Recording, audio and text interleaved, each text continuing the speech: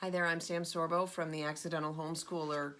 This is my book, They're Your Kids, An Inspirational Journey from Self-Doubt to Homeschool Advocate. That's me. I began this journey and I did not think that I was capable. And I learned that not only am I capable, I am specifically capable for my children because I love them. So I'm here to encourage you. We're going to talk today about incentives for learning. I touched on this in a previous video and I realized it really deserved its own sort of special video. So how do you incentivize your children to learn? Well, first of all, children are born curious. They're innate learners, and they each have distinct learning styles. Some children learn better when they're moving around. Some children learn better when they're very quiet with no distractions. I have children who learn better with the music on. I don't understand that. I can't have any music on, especially if, well, I can have music if it doesn't have words. If it has words, my mind just goes right away. So that's a little bit of a discovery that you can make about your child. And it's a good discovery to make. It's a good exploration to figure that out. But we're talking about incentives for learning. So in the other video I said, if you think that you don't know how to incentivize a child to learn, but you think that somehow teachers have the drop on that, and that they can incentivize 35 children in one classroom to learn the same thing all at the same time, it sort of defies logic. And in fact, it's not true. It's demonstrably not true. And yet we've been so conditioned to think that the schools get the job done that we just, we're just going down the path. We've been taught that this is the way it works. It doesn't work though. So take a step back and then give it some serious thought. You took on the job of parenting. You thought that you had delegated responsibility to the schools. And now the responsibility is shoved back in your face. By the way, you never delegated it. You've always had it. It's never been removed. It's still your responsibility. But let's take a moment and embrace that. How do you incentivize a child? So, first of all, you make it interesting for them. How do you do that when you're not interested? Well, you have to fake it. You have to pretend. Maybe not for everything, certainly not for everything, but how about you show interest in your child? You know what's right for your child.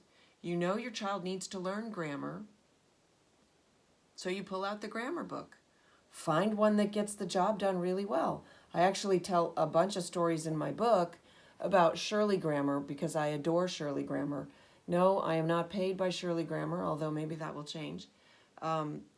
I think that their program for teaching grammar is phenomenal.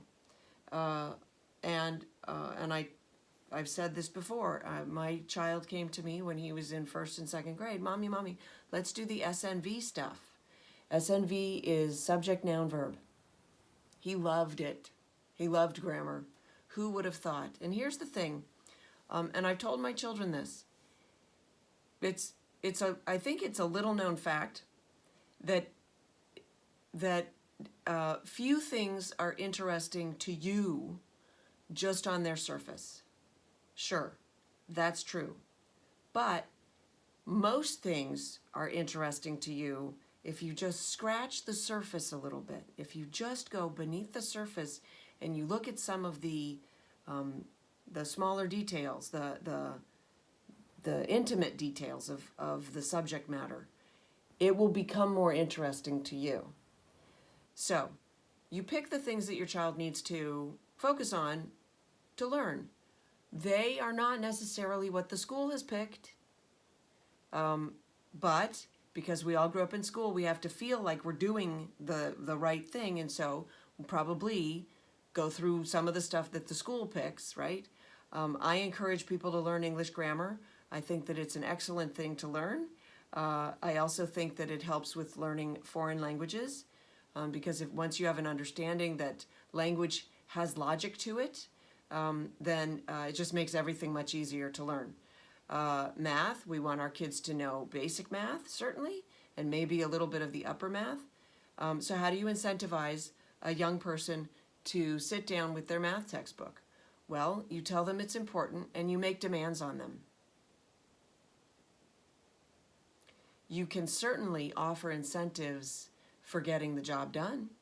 You can say, if you score 90% on your test tomorrow, then I will take you out for ice cream. Or we will, maybe not take you out, we will sit at home and have ice cream. Or you can watch a half hour of you know, a TV show or something, right? You can we really enjoy Andy Griffith. It's funny. It's just a fun, light show. It's, you know, you can watch a half hour of Andy Griffith's show or something. So there are different ways to incentivize your child. You find an incentive that works for them. But at the same time, as a parent, you need to be exigent. You need to be somebody who demands performance. And I'll tell you something, it's an amazing thing. When you start demanding performance and acknowledging success, your relationship with your child will blossom. You are not the bad person for demanding, and gently. You don't have to, you better get this done. That's the role that you're supposed to play when the teachers are in charge. That's why I say the school forms a wedge between the parent and the child. But you don't have to play that role anymore because you're the teacher. So you just sit down with the child. You say, this is what we need to get done. This is what I need you to get done. And if you don't get it done, these are the consequences. And you make it very simple. I'm trying to think if there, you know what, I'm happy to take questions. So subscribe to my YouTube channel. Go over to samsorbo.com. You can sign up for the newsletter. You can email me there. I'm happy to take questions. And with specifics is fine. Like, let's talk specifics. I'm trying to think of specific instances. My children at various times told me that they did not wish to learn Latin. They were actually pretty emphatic about not wanting to learn Latin and about thinking that Latin was really dumb because it's a dead language and it's killing me. You know, I got all the jokes and everything. I feel that Latin is important. And so at one point, I just had to say, I'm sorry you feel that way. I remember my oldest said, I want to learn French. I'm like, fantastic. That'll go really well with your Latin. That was not the response that he expected.